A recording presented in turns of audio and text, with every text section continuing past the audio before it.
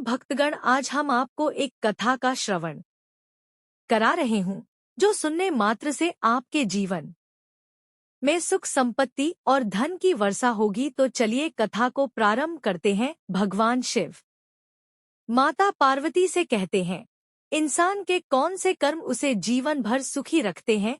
फिर माता पार्वती कहती है, हे प्राणनाथ, कृपया आप ही बताइए कि इंसान के कौन से कर्म उसे जीवन भर सुखी रखते हैं। फिर भगवान शिव कहते हैं, एक निर्धन ब्राह्मण की अनोखी कथा सुने, जिससे इंसान के जीवन में सदैव सुख शांति बनी रहेगी। हे देवी, अगर आप भी इसे समझना चाहते हैं तो इस कथा को बहुत ध्यान से सुनिए, क्योंकि हर एक शब्द इसमें बहुत मूल्यवान है। अगर आप यह कहानी सुन रहे हैं तो पूरा सुनिए, इस कथा को आधा अधूरा छोड़कर जाने की गलती मत करिएगा, क्योंकि इस पवित्र कथा को पूरा सुनने से मन चाहा फल की प्राप्ति होगी। इसलिए इस कथा को पूरा सुने। आप शिव भक्त हैं तो भोलेनाथ का अनादर ना करें। इसीलिए हे देवी, चलिए इस कथा को डोट सुनाते हैं। बहुत समय पहले की बात है। एक गांव में एक ब्राह्मण रहता था। वह ब्राह्मण बहुत ही गरीब और निर्धन था। वह किसी प्रकार अपना जीवन यापन करता था। ब्राह्मण का स्वभाव बहुत ही अच्छा था, सरल और भोला भाला। जब तक वह कुंवारा था तब तक उसका गुजारा किसी तरह से हो जाता था, परंतु कुछ समय बाद जब उसका विवाह हो गया तो उसके खर्चे बढ़ गए थे और इस वजह से वह चिंतित रहने लगा, क्योंकि घर की जिम्मेदारियों के साथ खर्च भी बढ़ गए थे। जो धन उसे अपने पूर्वजों से विरासत में मिला था, उसे उसने पूजा उपासना और शास्त्रों के अध्ययन में लगा दिया था। वह ब्राह्मण लोगों के घर जाकर भजन कीर्तन और देवताओं की कथाएं सुनाकर उनसे भिक्षा मांगता था। उसे कभी अनाज मिल जाता, कभी फल। इस तरह से वह अपना और अपनी पत्नी का गुजारा करता था। जिस दिन भिक्षा में कुछ नहीं मिलता, उस दिन उसे कठिनाई होती थी। उस दिन वे पति पत्नी भगवान को दोष देते और भूखे पेट ही महादेव की आदत डाल चुके थे। पत्नी, जो कि बहुत ही सरल और अच्छे स्वभाव की थी, कभी शिकायत नहीं करती थी, लेकिन लगातार भूखे रहने की वजह से कभी कभी उसे अपने पति पर गुस्सा आ जाता था। वह सोचती थी कि मेरी किस्मत ही कैसी है जो मुझे यह साथी मिला। एक बार की बात है, जब बहुत जोर की बारिश हो रही थी। उस दिन ब्रह को भिक्षा में कुछ नहीं मिला और 2 दिन और 2 रात तक वे दोनों भूखे रहे। तीसरे दिन जब बारिश रुकी और सुबह हुई तो पत्नी ने ब्राह्मण की हालत देखकर उसे दया आई। ब्राह्मण की पत्नी ने उससे कहा कि देखो, तुम्हें अपनी जीविका के लिए कोई और उपाय खोजना चाहिए, क्योंकि भिक्षा मांगकर हमारा गुजारा नहीं हो पा रहा है। गांव से बाहर जाओ और कोई काम धंधा करो, फिर गांव वापस आना। ब्राह्मणी की बात सुनकर ब्राह्मण ने कहा कि तुम सही कह रही हो, मैं कल ही कुछ काम तलाशने के लिए दूसरे गांव जाऊंगा। अगले दिन ब्राह्मण सुबह जल्दी उठ गया। उसने भगवान की आराधना की, अपनी चिथड़ा कुर्ते को पहना, झोला उठाया और अपनी झोपड़ी से बाहर निकल आया। ठीक है, मैं चलता हूँ। हर हर महादेव, उस ब्राह्मणी ने कहा। जल्दी लौटना, ब्राह्मण ने जवाब दिया और चल पड़ा। वह अपने घर और गांव को छोड़कर जंगलों के रास्ते कई कोस दूरी तय करते हुए गहरे जंगल में पहुंच गया। वह जंगल बहुत विशाल था, अंत का कोई नामो निशान नहीं था। तभी उसने एक बहुत ही सुंदर सरोवर देखा। शीतल जल से भरे उस सरोवर में अनेक पक्षी खेल रहे थे। उसी सरोवर के किनारे पर एक सुनहरे महादेव मंदिर का दर्शन हुआ। मंदिर को देखकर उसके मन में भगवान के दर्शन की बहुत तीव्र इच्छा जागी और वह तेजी से मंदिर में प्रवेश कर गया। लेकिन क्या देखता है, मंदिर के अंदर भगवान का सिंहासन खाली पड़ा था। उसने सोचा कि इतना सुंदर मंदिर है, पर यहाँ भगवान की मूर्तियां नहीं है। अगर दर्शन हो जाते तो कितना अच्छा होता। इस स्थिति कोडोट देखकर ब्राह्मण उदास हो गया। मंदिर से बाहर आकर उसने देखा कि कुछ ही दूरी पर एक बड़ा वृक्ष है जिसके पीछे से प्रकाश निकल रहा है। उस रोशनी को देखकर ब्राह्मण अचंभित हो गया। उसके दिल में एक गहरी उत्सुकता जागी कि वह उस रोशनी का देखे। जब ब्राह्मण ने नजदीक जाकर देखा तो वह आश्चर्य से भर उठा और उसके मन में खुशी की लहर दौड़ गई। उस पेड़ के नीचे एक चांदी का खूबसूरत चबूतरा बना था और उस चबूतरे पर मखमल की चादर पर भगवान शिव और माता पार्वती चौसर का खेल खेल रहे थे। ब्राह्मण ने महादेव के सामने दंडवत प्रणाम किया। महादेव ने उसे देखकर मुस्कुराया और उसे अपने पास बिठा लिया। ब्राह्मण तो महादेव के दर्शन पाकर अभिभूत हो गया और अपने इष्ट देव और माता पार्वती के रूप में ध्यान में ली हो गया। खुशी और आनंद से उसके मुख से शब्द ही नहीं निकल रहे थे। ब्राह्मण वहीं महादेव के चरणों के पास बैठकर माता पार्वती और महादेव का चौसर का खेल देखने लगा। खेलते खेलते दोपहर हो गई। तब भगवान शिव ने पूछा, हे ब्राह्मण देवता, आपने बड़े ध्यान से चौसर का खेल देखा है। अब बताइए हम दोनों में से कौन जीता है और कौन हारा है। तब ब्राह्मण ने देखा कि 16 श्रृंगार से सजी माता पार्वती सिर से पैर तक मोतियों से जड़ी हुई है और उनके बोलने और हंसने से चमकते मोती झर रहे हैं। वहीं महादेव की मुद्राओं का ढेर लगता जा रहा है।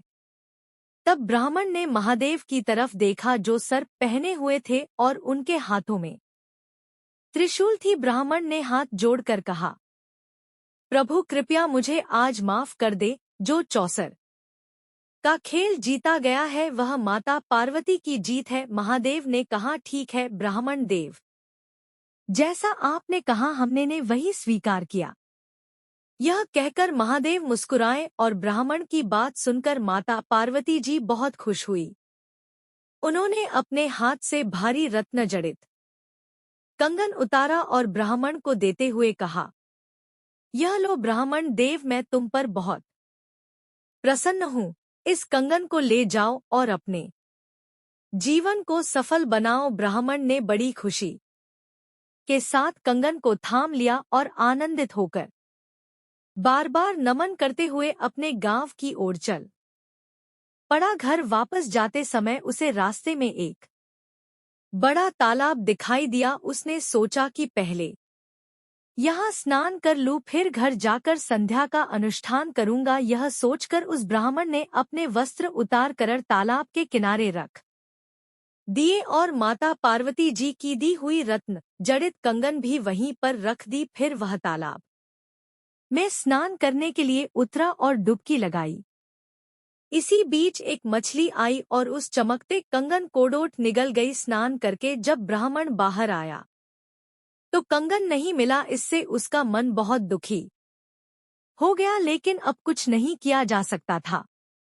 दुखी मन से वह ब्राह्मण घर गया। उसने अपनी पत्नी से कोई बात नहीं की और भूखा ही सो गया। अगले दिन उसने स्नान किया, पूजा की और फटे कपड़े पहनकर घर से निकला। उसने अपनी पत्नी से कहा कि वह जा रहा है। ब्राह्मणी ने कहा, जल्दी आना। हर हर महादेव। और फिर ब्राह्मण घर से निकल पड़ा। वह गांव से निकलकर जंगल होते हुए उसी मंदिर की ओर जल्दी जल्दी चल पड़ा। रास्ते में उसे वहीं महादेव का मंदिर दिखाई दिया और उसने देखा कि उस बड़े पेड़ के नीचे चांदी के चबूतरे पर मखमल की चादर पर महादेव और माता पार्वती उस दिन भी बैठे हुए थे। आज भी वे चौसर का खेल खेल रहे थे। भगवान महादेव ने उस ब्राह्मण को फिर से देखा और उसे अपने पास बैठा लिया। ब्राह्मण ने माता पार्वती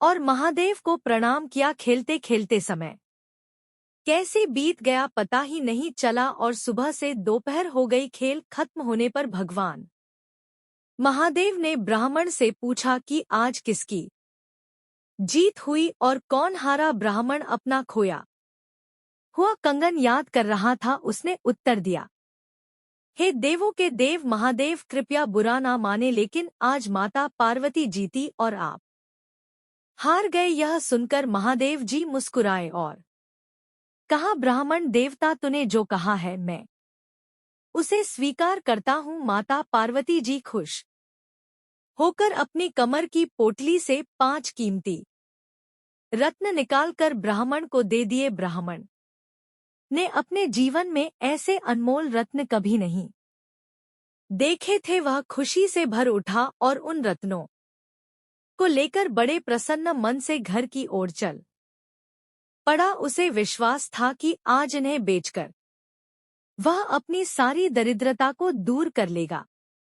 उसने सोच विचार कर फिर से अपनी यात्रा शुरू की। चलते चलते वह उसी तालाब के किनारे पहुंच गया। ब्राह्मण को कंगन की घटना याद थी, इसलिए वह वहां नहीं रुका और अपने घर की ओर बढ़ गया। घर पहुंचकर उसने ब्राह्मणी से कहा कि दरवाजा खोलो। जैसे ही ब्राह्मणी ने दरवाजा खोला, ब्राह्मण ने उसे खुश करने के लिए वह कीमती चीज उसके आंचल में डाल दी, लेकिन वह कीमती रत्न अंगारे बन गए।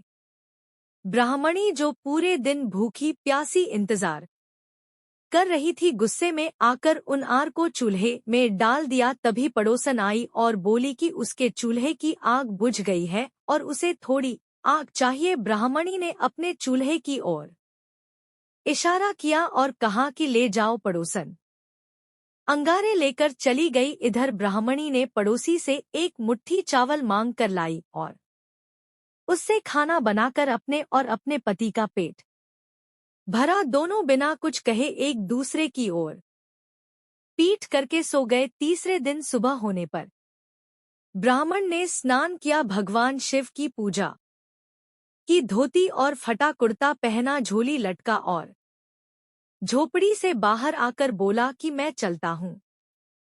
ब्राह्मणी ने जवाब दिया, हर हर महादेव, जल्दी आना और आज कुछ लेकर ही आना। ब्राह्मण ने जल्दी से सिर हिलाया और चल पड़ा। वह गांव से जंगल होते हुए उसी स्थान पर पहुंच गया जहां उसे भगवान शिव और माता पार्वती मिला करते थे। फिर वहीं मंदिर के पास जाकर एक विशाल पेड़ की छां में चांदी के खूबसूरत चबूतरे पर मखमली चादर बिछी थी, जहां भगवान शिव और माता पार्वती विराजमान थे। आज भी चौसर का खेल खेलते हुए महादेव जी ने ब्राह्मण को देखा और उसे अपने पास बुलाकर बैठा लिया। ब्राह्मण ने माता पार्वती और महादेव जी को दंडवत प्रणाम किया। दोपहर होते होते महादेव जी ने पूछा, ब्राह्मण देव, बताओ कौन जीता और कौन हारा। ब्राह्मण अपना खोया हुआ कंगन और 5 रत्नों को याद कर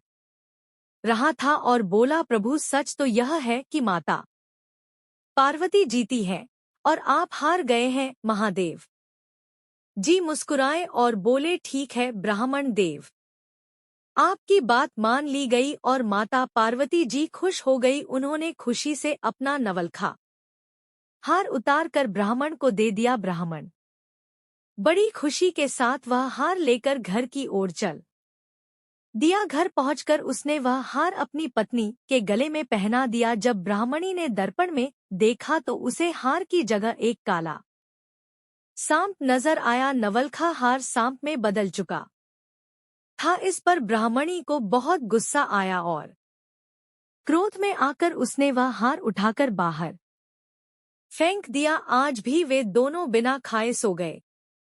उनकी बातचीत भी बंद हो गई थी। समय का पहिया कभी रुका है भला, चौथा दिन भी आ पहुंचा। फिर सुबह हुई, ब्राह्मण ने स्नान किया, भगवान शिव की पूजा की, फटे कपड़े पहने, झोला उठाया और झोपड़ी से बाहर आकर बोला, देखो मैं जा रहा हूँ, कुछ मिला तो लाऊंगा। भगवान शिव का नाम लेकर जाना और जल्दी आना। आज यजमान कोडोड भजन भी सुना देना और कुछ ना कुछ जरूर लेकर आना। ब्राह्मणी ने अंदर से जवाब दिया। ब्राह्मण ने कहा, हाँ ठीक है, और वह अपने गंतव्य की ओर चल पड़ा और गांव से बाहर निकल गया जंगल से होते हुए ब्राह्मण आज फिर उसी मंदिर के पास पहुंच गया जहां महादेव जी का मंदिर था। उस बड़े पेड़ के नीचे जब उसने देख तो आज महादेव और माता पार्वती वहां नहीं थे। ब्राह्मण को लगा कि आज बड़ा नुकसान हो गया। ब्राह्मण माता पार्वती और भगवान महादेव के मंदिर में गया। आज ना तो मंदिर में महादेव जी और माता पार्वती दिखाई दिए और ना ही पेड़ के नीचे। तभी अचानक उसने देखा कि दूर से नंदी पर सवार माता पार्वती और भगवान महादेव उस नंदी से नीचे उतरे और दोनों आज फिर उसी चबूतरे पर आकर बैठ गए और चौसर का खेल शुरू हुआ। चुपचाप बैठा उस खेल को देखता रहा। जब खेल खत्म हुआ और निर्णय का समय आया तो भगवान शिव ने ब्राह्मण की ओर देखा। ब्राह्मण ने तुरंत कहा, माफ कीजिए प्रभु, जीत माता पार्वती की हुई है और आप हारे गए हैं। फिर भगवान शिव मुस्कुराए और बोले, ठीक है ब्राह्मण देव, आपकी बात मान ली हमने। माता पार्वती बहुत खुश हुई और अपने कोष की चाबी निकालकर ब्राह्मण को देते हुए बोली, लीजिए ब्राह्मण देव, मेरे खजाने से जितना चाहे उठाकर अपने घर ले जाइए और पूजा पाठ कीजिए, यज्ञ कीजिए और जितना चाहे खर्च कीजिए। ब्राह्मण ने कुछ समय सोचा, फिर दौड़कर गांव से एक बैलगाड़ी किराए पर ले आया। उसने माता पार्वती के खजाने से धन संपत्ति और रत्नों से भरे बड़े मटके उठाकर बैलगाड़ी में लाद लिए और आभूषणों से भरा घड़ा अपने सिर पर रख लिया और माता पार्वती को प्रणाम करके वह अपने घर की ओर चल पड़ा। रास्ते में एक तेज आंधी आई और बैलगाड़ी वाला उसमें खो गया। ब्राह्मण के सिर पर रखा आभूषण का घड़ा अंधेरे में कहीं गिर गया और वह खाली हाथ घर लौटा। ब्राह्मणी ने पूछा, है नाथ, आप सुबह सुबह कहाँ चले जाते हैं? पहले तो जब आप जाते थे तो कुछ अनाज लेकर आते थे, लेकिन आजकल तो कभी अंगारे तो कभी सांप लेकर आते हैं। क्या हो गया है आपको? दुखी होकर ब्राह्मण ने अपनी सारी कहानी ब्राह्मणी को सुना दी। जब ब्राह्मणी ने सब कुछ सुना और समझा तो वह बोली, आपसे गलती हो गई है। आप रोज धन के मोह में आकर माता पार्वती जी को विजय और भगवान शिव को डोट पराजित बताते हैं। क्या यह सही है? लेकिन क्या आपको पता है कि बिना महादेव की इच्छा से माता पार्वती जी कहीं नहीं ठहर सकती। जहां महादेव नहीं होते वहां माता पार्वती कभी नहीं दिखती। इसलिए आज मेरी बात मानिए और जब खेल समाप्त हो तो भगवान शिव को विजय बताइए। ब्राह्मणी की बात सुनकर ब्राह्मण समझ गया और बोला, अरे भाग्यवान, हमारे महादेव जी तो फक्कड़ हैं, उनके पास हमें देने के लिए कुछ नहीं है। इस पर ब्राह्मणी ने कहा, भगवान शिव के दर्शन हो जाएं, उनकी कृपा मिल जाए, इसके बाद हमें और कुछ नहीं चाहिए। आज जीते हुए महादेव को ही बताना। ब्राह्मणी की बात सुनकर ब्राह्मण चुप हो गया। 5वें दिन ब्राह्मण ने रोज की तरह स्नान किया, पूजा की और अपनी फटी धोती और कुर्ता पहनकर झोला लटकाया और झोपड़ी से बाहर निकला। ब्राह्मणी ने अंदर से कहा, हर महादेव, जल्दी आना और जैसा मैंने कहा है वैसा ही करना। ब्राह्मण ने जल्दी से उसे सुना और अपने गंतव्य की ओर चल पड़ा। महादेव मंदिर के पास पहुंचकर वह उसी चांदी के चबूतरे पर बैठे भगवान शिव और माता पार्वती को देखता है जो चौसर खेल रहे थे। महादेव जी ने उसे देखकर कहा, आइए ब्राह्मण देवता, हमारे पास बैठिए। ब्राह्मण उनके पास बैठ गया और खेल देखते हुए मन ही मन ओम नमः शिवाय गुनगुनाने लगा। वह उन बातों को याद करता रहा जो ब्राह्मणी ने उसे कही थी। जब चौसर का खेल खत्म हुआ तब भगवान शिव ने फिर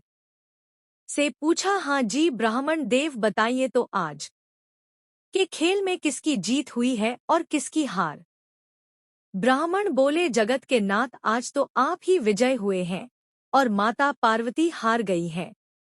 यह सुनकर भगवान शिव आश्चर्यचकित हुए और माता पार्वती थोड़ी नाराज हो गई। भगवान शिव ने गौर से ब्राह्मण का चेहरा देखा और कहा, क्या कहते हो ब्राह्मण? सोच लो एक बार फिर से, क्योंकि मेरे पास तुम्हें देने के लिए कुछ नहीं है। ब्राह्मण ने जवाब दिया है, देवों के देव महादेव, आज तो आप ही जीते हैं और माता पार्वती हार गई है। ठीक है ब्राह्मण, तुमने कहा और हमने माना। ऐसा कहकर महादेव मुस्कुराए और खड़े होकर अपना आसन झाड़ा तो आसन से एक तांबे का सिक्का निकला।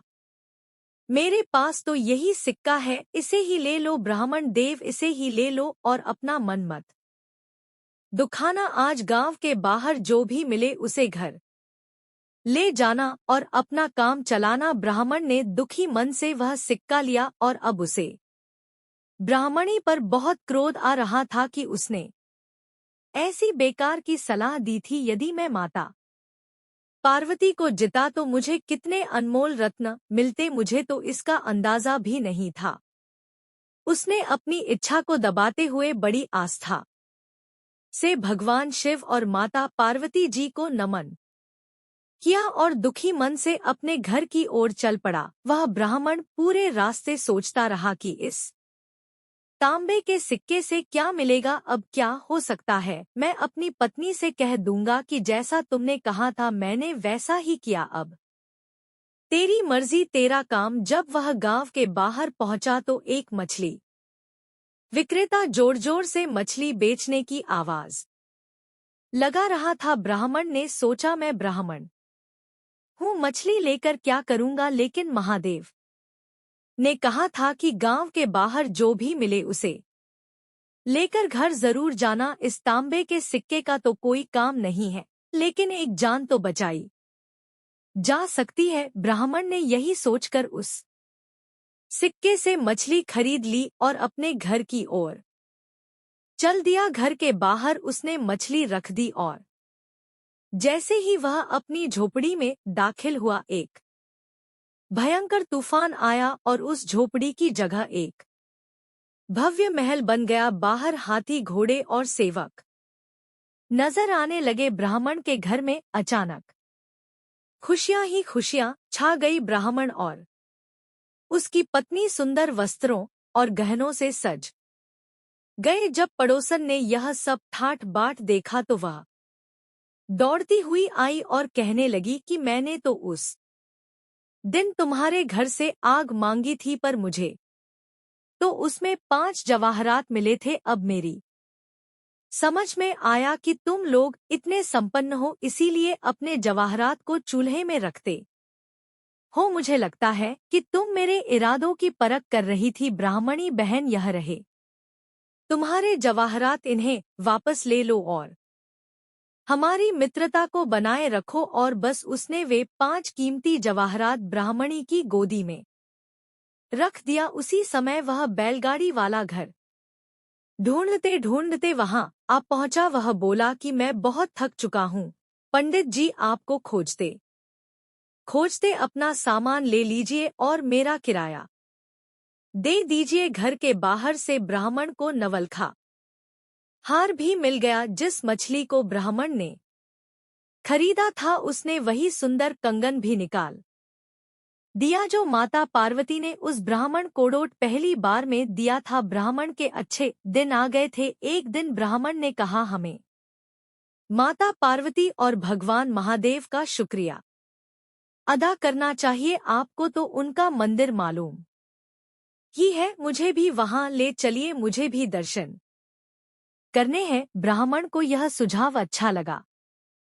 और दोनों सुबह सुबह उठे, स्नान किया, पूजा अर्चना की और ब्राह्मण ने सुंदर पीतांबर पहना, हाथ में महादेव का कमंडल लिया और चांदी की छड़ी उठाई। ब्राह्मणी ने जड़ी हुई साड़ी पहनी, माता पार्वती जी का वह कंगन पहना और नवलखा हार गले में डाला और दोनों तैयार होकर निकल पड़े। कुछ समय बाद दोनों उसी मंदिर के पास पहुंच गए जहां वह ब्राह्मण हमेशा जाया करता था। ब्राह्मण और उसकी पत्नी को देखकर माता पार्वती ने भगवान शिव से कहा, इसने मुझे पराजित किया था, आज फिर यहाँ आ गया है। अगर आज यह यहाँ आया तो मैं इसे किसी भी हाल में भगा दूंगी।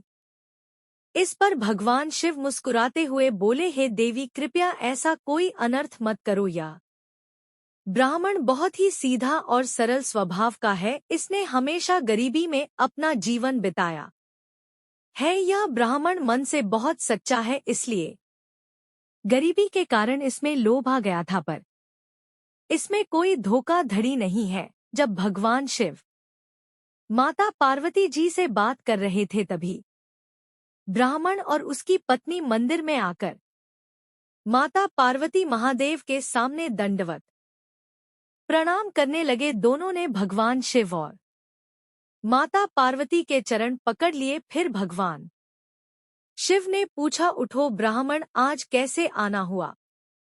इस पर ब्राह्मण ने अपनी पत्नी की ओर देखा और ब्राह्मणी ने कहा, प्रभु हे माता, आपकी कृपा से सब आनंद में है। कृपया हमें कोई ऐसा उपाय बताएं जिससे यह सुख और आनंद हमेशा मेरे पास बना रहे। या सुनकर माता पार्वती प्रसन्न हुई और कहा, जहां ओम नमः शिवाय का नाम जपा जाएगा वहां मैं स्वयं दौड़ी चली आऊंगी, क्योंकि जहां महादेव का वास होता है वहां मेरा आना निश्चित है। इसलिए भगवान शिव का नाम जपो, तुम्हारा कल्याण होगा। ऐसा कहकर भगवान शिव और माता पार्वती जी अंतर्ध्यान हो गए और वह ब्राह्मण और उसकी पत्नी जीवन भर भगवान शिव का जाप करते रहे और उनकी कृपा से सभी सुखों का आनंद लेते हुए अंत में उन्हें मोक्ष की प्राप्ति हुई। इतना कहकर भगवान शिव इस कथा को समाप्त करते हैं। इस वीडियो को बोलते समय कोई त्रुटि हो तो मैं क्षमा चाहती हूँ। उम्मीद है आप सभी को यह वीडियो अच्छी लगी होगी। अगर आप शिव के सच्चे भक्त हैं तो चैनल को सब्सक्राइब और वीडियो को लाइक करके कमेंट में हर हर महादेव लिख दीजिए।